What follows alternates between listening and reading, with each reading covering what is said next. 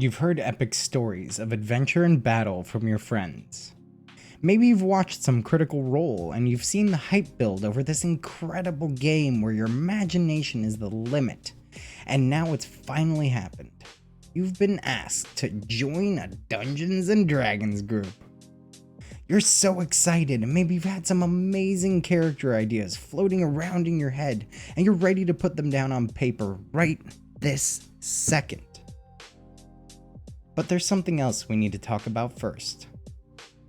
Making sure this group of adventurers is right for you. Hey guys, Dan here with Doing D&D, and in today's video, we're going to be talking about picking the right Dungeons & Dragons group. Now, before we get into it, I'd like to go ahead and mention that this video is geared towards someone that is completely new to Dungeons & Dragons, and largely tabletop role-playing games as a whole. That being said, there may be a morsel or two in here for even more seasoned players that they may have just never considered. So if that's you, stick around. You may just find something useful. Now, just as a note, all of these points apply to both in-person and online games, since everything we're going to cover is universally valid. So, you've been asked to join a D&D group, or maybe you're searching for one.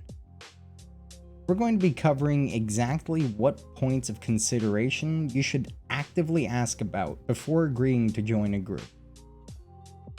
First and foremost, how high of a priority is Dungeons & Dragons to you? The expectation in most groups is that by joining them, you're committing to the game and to the days and times that were agreed upon. Now, that's not to say that things won't come up or sometimes you really just don't want to play. After all, nobody wants to go on an epic adventure with someone who's in a terrible mindset and will just dampen the mood for everyone else. That happens to everyone from time to time, but it can't become a habit and you expect the group to be okay with it.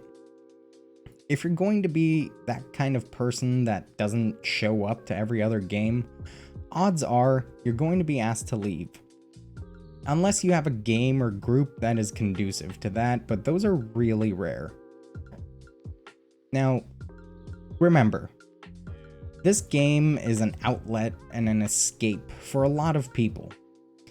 It lets them get out of their heads and for a few magical hours, get out of their real lives and live that of a powerful adventurer in a fantastical and magic-infused world.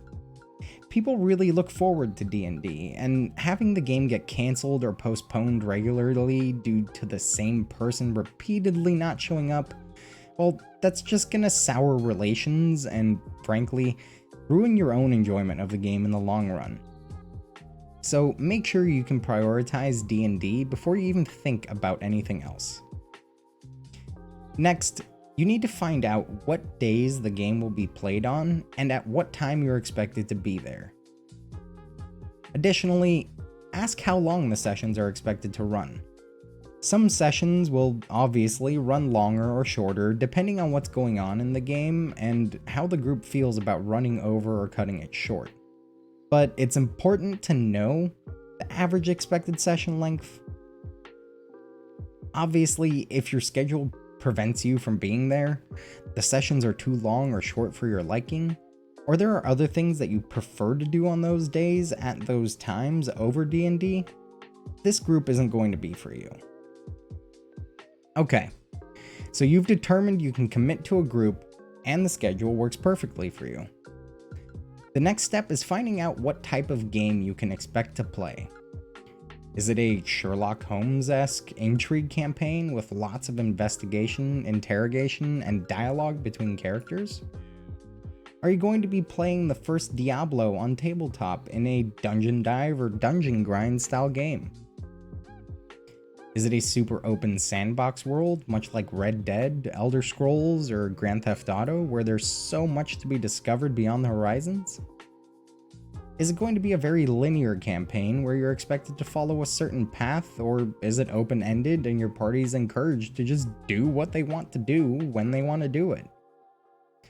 The type of game you'll be playing will greatly help inform what type of character you'll probably want to play, and in turn inform you if that's the type of game you want to participate in.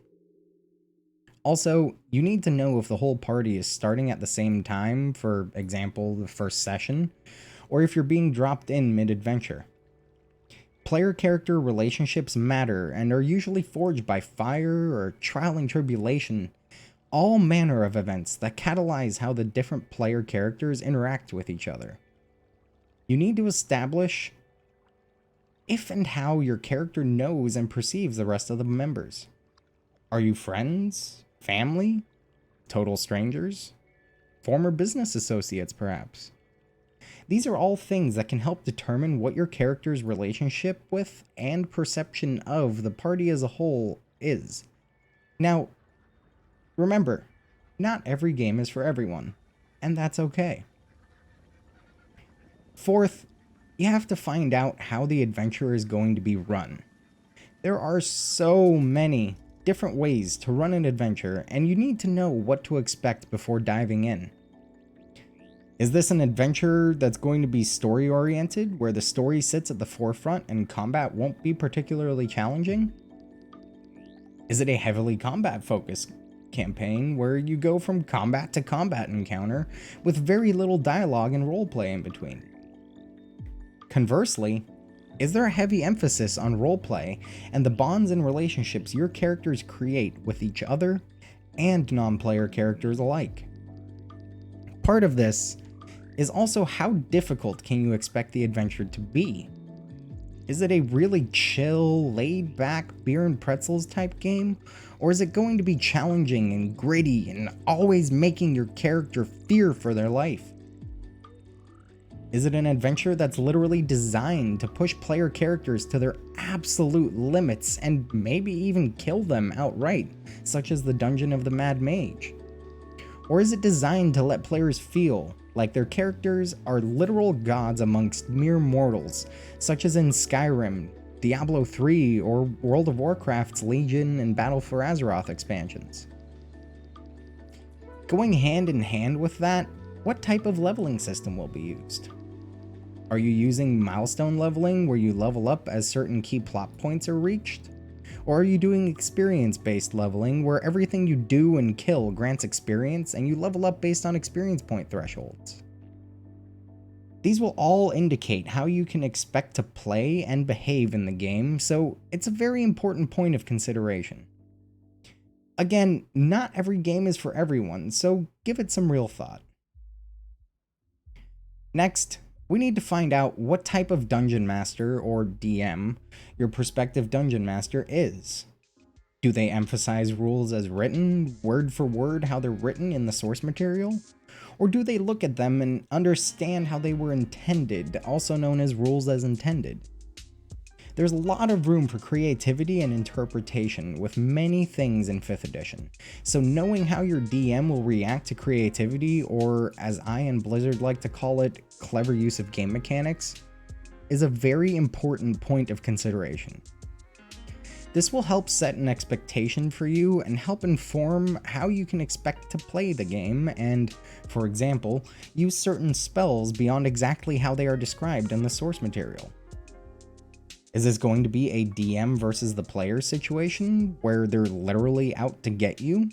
Or will they be taking the position of the neutral party that narrates and referees what happens in the game? Are they willing and able to improvise on the spot if your party does something unexpected? Which, trust me, you will. Or do they really just want you to stick to what's placed in front of you? And lastly, will they be holding a session 0 where everyone gets together, the DM gives you the backstory and any other pertinent information, and you all make your characters together and decide how you've come together to form a party? Personally, I find a proper session 0 very important for 1, getting to know each other, 2, getting to know the setting and the history of the world you'll be adventuring and living in, and 3, establishing relationships and expectations within the group. Not every dungeon master is for everyone, so just make sure the DM sets the expectations and limitations and that you're willing to accept them. Finally, you need to know about the other players in the group. Who are they? Do you or anyone else know them? Playing with strangers is different than playing with friends just by virtue of the fact that you don't know what type of person they are and how they react to things. That being said, I've developed some great friendships from playing tabletop RPGs with people I didn't really know, so don't just rule it out if you don't know the other players. What level of experience do they have with D&D and tabletop RPGs as a whole? This also affects how they play and how they expect others to play. And this point is particularly for if you're joining in mid-adventure. What is the party composition? What's missing? And does it really matter? This will help inform what kind of character you'll want to bring to the table. Also, if a player left the party, ask everyone, including the former player if possible, why they left. The answers you get can really help inform your decision on whether to join or not. Now, this can range from scheduling conflicts, personal issues, just not being a good fit for the game or group, or even that the group is toxic and should just be avoided. Again, not every group is for everyone. Now, these 6 major points are all things every player should consider when you're offered to join a Dungeons & Dragons group, as they all go a long way to making sure that it's a good fit for you and that you're a good fit for it. It's up to each individual to decide which factors are absolute must-haves and which points you are willing to be flexible on.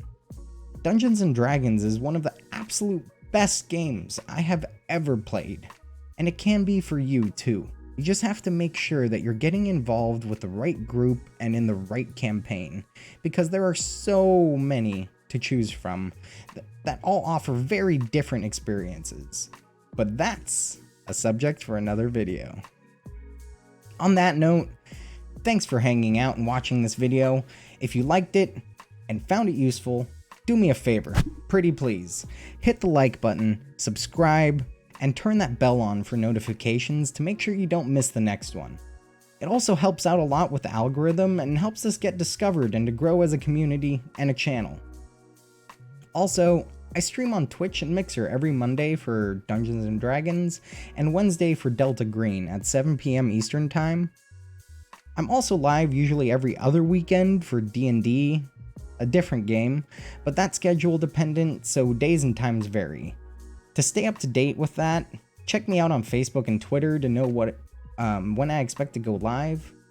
I also stream various other games throughout the rest of the week, so feel free to stop by and check it out.